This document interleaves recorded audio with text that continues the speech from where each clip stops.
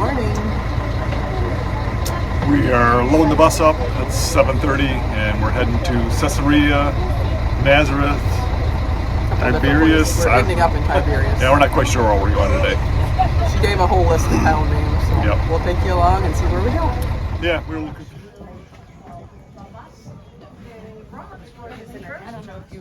Take some video. We are in Ceaserea, or Ceaserea, as I think we pronounce it. And this is a theater they discovered that Herod the Great built when he ruled this area. Pretty amazing. This stuff, they redid some of the seating, but a lot of this is original. And he hauled marble in here to decorate it. And this is also the place that Peter seen the vision of the sheet coming down and told them to accept the Gentiles here as well. These are just marble artifacts that were found in the area around the theater. These are the excavated remnants of Herod's palace here, right on the seashore. And they actually discovered down below the balcony here mosaics, and they figured it was swimming pool, personal swimming pool of Herod's. It's a closer look of the stadium, where they thought they had the chariot races down through here. It's also believed that this is where Paul was held prisoner in Herod's palace before they took him over to Rome, where he was shipwrecked on the way over. And Herod also built a port here. They found remnants of volcanic ash that they hauled in that would harden underwater. So he constructed a port here as well. Up above the hippodrome where they did chariot races, they have found remnants of bathhouses. As a quilter, I'm impressed with this design. It intrigues me because this is a very common hand quilting design that people will put in borders. And then also the scallop. So as they say, there's nothing new under the sun. This was an aqueduct built by the Romans because there's very little fresh water in the country, and so they built this to bring fresh water down from Mount Carmel To the palace. to Herod's palace, where we were just at. Said one thing about Israel, there is virtually no natural resources here. So no oil, no coal. So all that is imported in for their energy uses. Although just a few years ago, they discovered natural gas in the Mediterranean Sea. So there are now some offshore rigs out here trying to provide their own natural gas. We are at a monastery on top of Mount Carmel. Mount Carmel is actually a ridgeline, it's not one peak. And they revere Elijah because Mount Carmel is where Elijah fought with the Baals. Something interesting we learned here. This is called a carob tree. And it has little fruit like bean pods on it. And they make a fruit out of it called locust. And when it talks about John the Baptist eating locust and wild honey, they were actually eating the fruit that comes out of this tree and not locust or grasshoppers like we always thought. And it said the locals call these trees John the Baptist trees, is kind of what the name they refer to them now. And they said also the honey that they refer to is made from dates and not wild bee honey. So very interesting. We are currently on top of Mount Carmel. We'll get a better picture on top, and they're pretty sure this is the original spot of Mount Carmel where Elijah had the, I guess, competition with the prophets of Baal up here, because the Arabic, or the name the Muslims used for years for this very specific spot meant burnt area. So that's the indication that this is possibly the spot where that happened. We'll show you a better view from the top of this monastery here. Another interesting note in regards to that carob tree, that's where the term carat is regarding weight with jewelry comes from. They said every bean when it's mature in those pods. Every bean is exactly the same size and weight. So that's where they came up with the weight of a 14 karat diamond or gold. That weight comes from these beans. If my sense of direction is right, this is the east toward the Kishon Valley, and that's where Elijah slaughtered the prophets of Baal.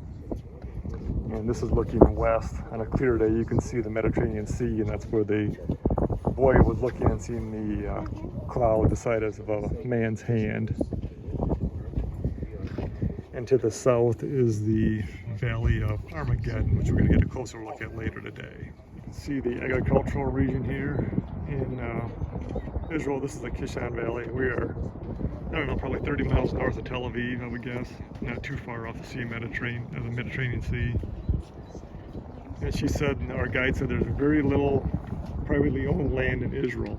All the farm agricultural land is leased, and even from the government, and even a lot of the residents live in high-rise flats in the cities and not in the country and own their own land, which is interesting.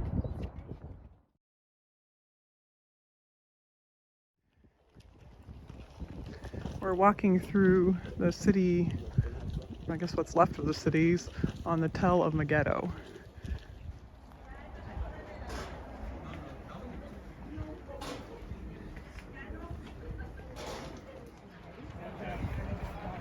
These are the ruins of the Tell of Meggido, and they found the stables here of King Solomon and Ahaz back there. We're up on a hill. The Tell is a hill. They just keep building on from one civilization to the next.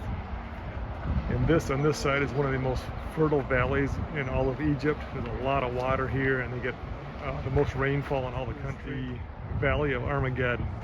All the major battles in Israel's history was fought here, and in Revelations it talked about the final battle will be fought here as well. Something I did not realize, that city you see in the distance right there at the edge of Armageddon is Nazareth, and we're heading there next. I had no idea that Nazareth was on the edge of the Valley of Armageddon. This is that Tell. This up on top is Solomon's time, so they were curious what was underneath, so they took a slice kind of like out of a piece of pie and dug down, and you can see the walls and buildings from another civilization underneath of that. They say in Israel, once holy, it's always holy, so one civilization considered it a holy site and built there, the next one would cover it up and build on that same spot. City that was up on that hill to protect their water source, they dug this canal or tunnel way down. It still exists here today to get to their water source to protect it from their enemies so they wouldn't be cut off from their water. Now we're at the bottom of it, and we're walking the length of the tunnel now to where the water source was, where the spring at the bottom of the valley was.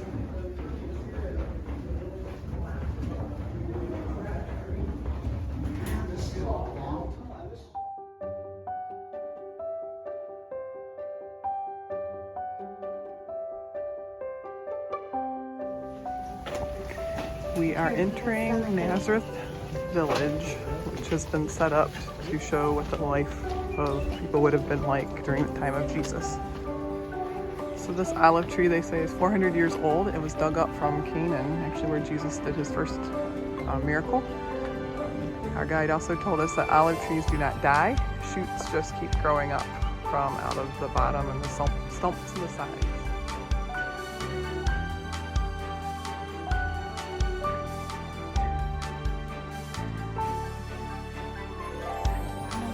As you see, this terrace is planted with winter vegetables.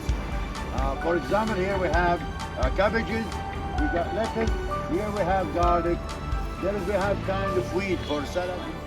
Today it's me. So just watch your legs.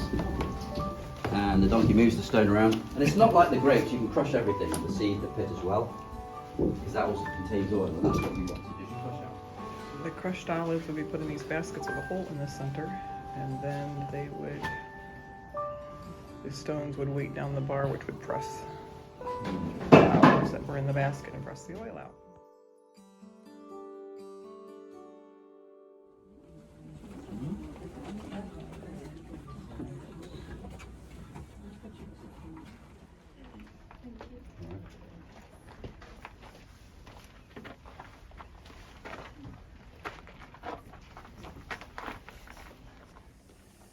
We arrived at our hotel. We are in Tiberias, right on the Sea of Galilee, and supposedly we're going to be able to see the Sea of Galilee in the morning when we wake up. It's dark now. It's kind of late. I should be able to. You can see from our balcony here the light's gleaming off the water, so I think we're right on the sea the way it looks. We're tired. These days are long. We start breakfast at either 6 or 6:30 in the morning, and we get right on the bus, and it's 6:30, 6:45 now. We just got to our motel tonight, so usually 12-hour days, close to it. Yeah, probably 12-hour days usually. So get to your motel at night, you're tired and ready to go to bed. So, We'll go to supper here in a little bit and then come back, and usually we're done. we're 2 nights in this motel, so it'll be nice. We can just leave our stuff spread out tonight, not to carry luggage with us tomorrow. We'll see you in the morning.